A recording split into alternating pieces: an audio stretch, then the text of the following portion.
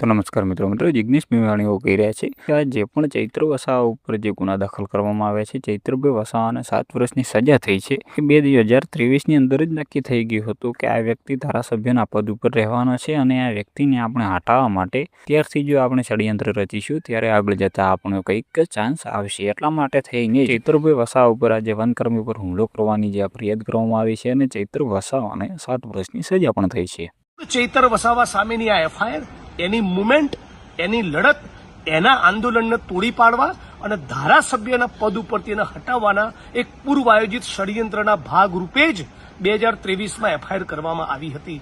એટલે હું આને ન્યાયતંત્રનું સન્માન કરીએ છીએ, પણ આ ચુકાદા સાથે બિલકુલ સહમત નથી અને ભારતીય જનતા પાર્ટીનું આજે જેને કહેવાય નીચ કક્ષાનું જે ચરિત્ર બની ગયું છે કે આખું વિપક્ષ ગમે તે કરીને ખતમ કરો.